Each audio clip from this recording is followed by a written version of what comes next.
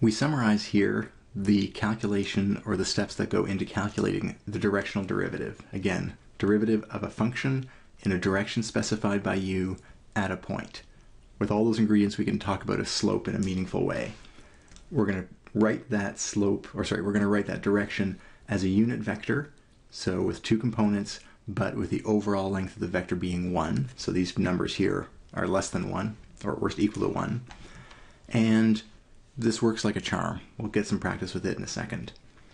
However, it only works, this formula only works if the length of u given by u1 squared, u2 squared adds up to 1. If that's not the case, we have to do a bit of pre-processing. So here's the recipe for that scenario. If someone gives us a direction vector and call it v, and if it's not length 1, not equal to 1 length, then what do we have to do? Well, we need to turn it into a vector of length 1, and that's straightforward to do. We want to keep the same direction, but just change the length. So what we're going to do is make our u for unit vector be the same as our direction that was given to us in the problem, but we're going to scale it or divide it by 1 over its current length, and that'll guarantee if it was length 5, we shrink it by, or we multiply it by 1/5, that'll make the length shrink down by a factor of 5 to length 1. If it was too short, it would also expand out. So this is a guaranteed way to turn a vector of any length into a unit vector with the same direction. All right, let's see this play out in an example. Here's our function, a surface defined by x squared minus xy squared. We're also going to have a vector, 3, 5, negative 4/5, and we're going to take the point 2, 2. So, quick little sketch on the xy plane. We are at the point 2, 2. Oops, a little more evenly spaced there. So we're here, and we're going to take, so we're here on the map, and we can imagine we're above this point on the surface somewhere. We'd plug in 2, 2 and get a point on the surface. And then we're asking, what would happen, or what slope would we see if we moved in the positive x direction and the negative y direction? And that's going to be defining our vector u or v. Actually, we're going to check this in a second, whether this is already a unit vector like we need for the formula to work. But we have all the ingredients, so again, imagine yourself on the hillside at the point looking in this direction and asking, hey, does the surface that we define at that point go downhill or uphill if we walk this way on the map? And how quickly does it do that? That's what this directional derivative tells us. Okay, first check. We've been given a vector. All the other ingredients we can use as is, but the vector has to be a unit vector. So let's find that out, whether it is a unit vector or not. Well, it's going to be the length of the vector, which is the length of the x component squared, and the length of the y component squared, all that square rooted. And if we expand that out, we have 9 over 25, and squaring the negative makes it positive, 16 over 25. So better known as 25 over 25, and yes, that is 1. Check. So our u is a unit vector, so we can use it in the derivative calculation we just saw earlier. Now it's a question of filling in the blanks. We need the slope in the x and y directions. We're trying to find the slope in a different direction, but we need the x and y ones to calculate the slope in the u direction. Straightforward derivative here. Let's stick with blue for today. 2x minus y squared. Take the y derivative, so x is a constant, that's 0, minus 2xy, just the derivative of the y squared term. Then we sub in our points. The point we're at is a location, it's an xy coordinate, so it's 2, 2, and we're going to get 4 minus 4, that's just 0, and minus 2xy is going to be minus 8 by the time we're done. All right.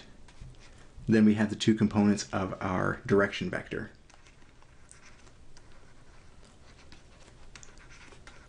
And again, just called u1 and u2 instead of ux, uy because we don't want to confuse derivatives with values. But what we're talking here is the 3/5 and the negative 4/5. And last but not least, the calculation of the directional derivative at that point. We're missing a little hat on the u there, sorry. The calculation says take the x derivative at the point, multiply it by how much we're moving in that direction. So in this case, 3/5.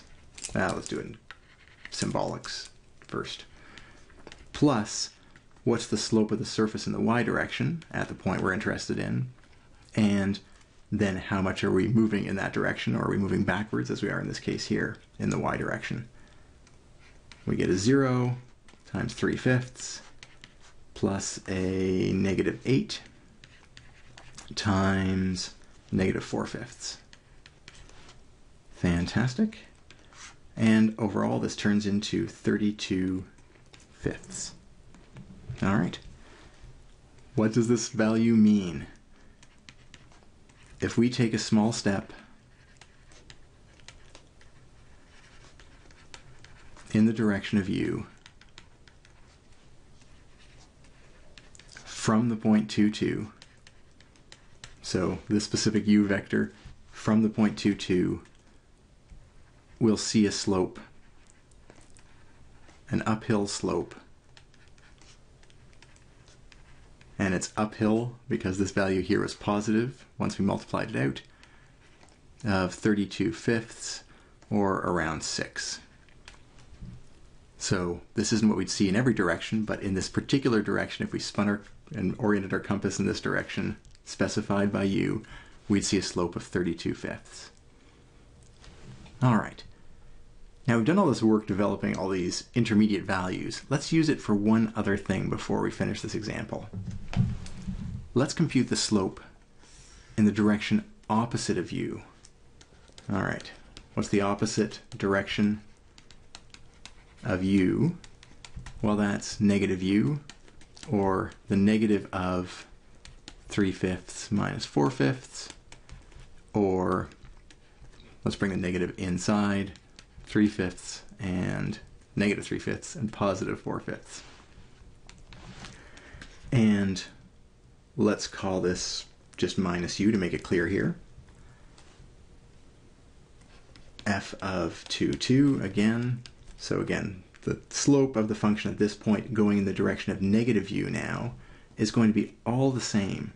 It's going to be the x derivative at 2, 2 times, well, let's be clear here, -u1, that's that -3/5, plus the y derivative at 2, 2 times the negative of our u2 from before, and so we're going to get 0 times -3/5 plus -8 times +4/5, and when we work all that through, we're going to get positive 32/5.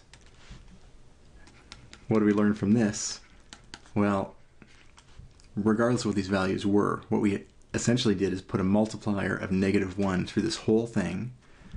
So flipping or reversing our direction. Imagine yourself on the hillside, turning around and facing 180 degrees from the way you faced before. It will flip the slope of the surface, flip the sign of the slope. The sign of the slope of the surface. So if we look one direction, we see downhill. Sorry, this is negative. What am I thinking? -8 times +4 should be negative.